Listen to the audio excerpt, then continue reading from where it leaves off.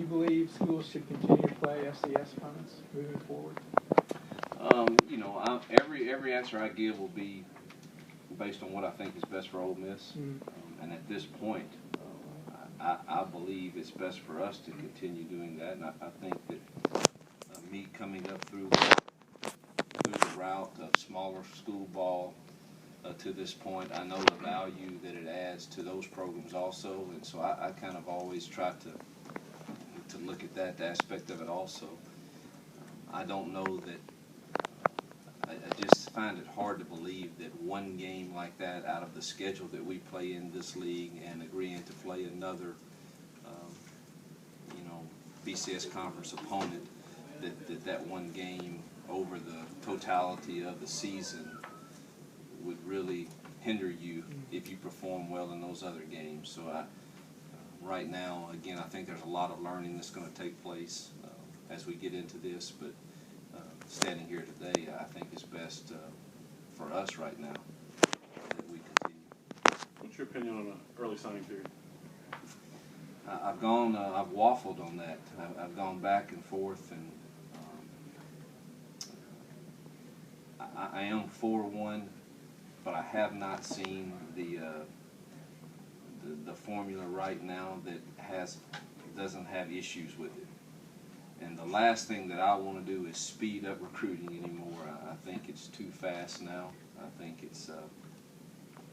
if you were to ask high school coaches, again, I was one for a long time, if they kind of like where things are right now in recruiting, I think you would find that most of them would say it's way too expedited with their 10th graders getting offers and committing, and where does that leave them in their hunger to be the best at their school and those things. So I do think that I would love to have one, but I don't have all the answers right now that don't present another problem that makes it be even faster.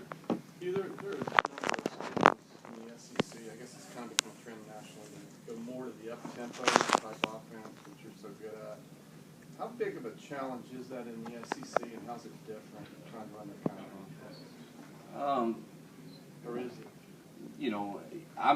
It's what I've always done, so it's not a huge challenge for me, because it's what I believe in. It's what I think gives our kids the best chance to compete.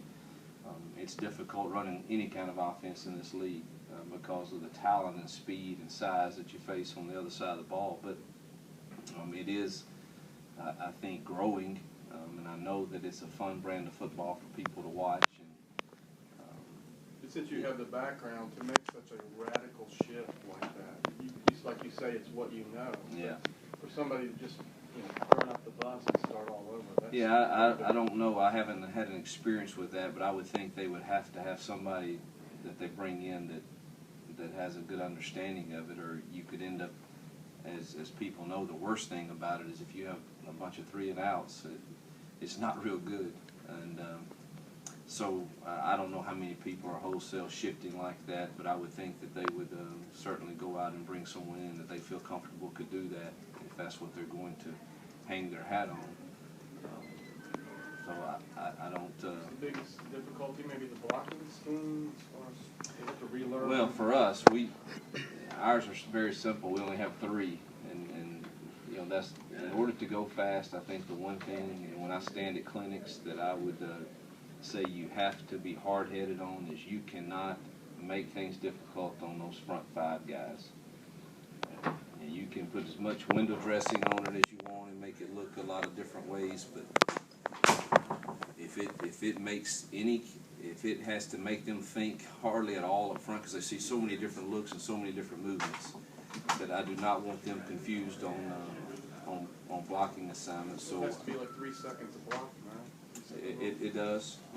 You would like for it to be, and of course there's a lot of intricacies to it, to where you're blocking a run, and it might be a pass, and we certainly can't have them down the field more than 3 yards and all of those things. So you have to have an understanding of it if you're going to really sell out to it. Hugh, part of the discussion on the tempo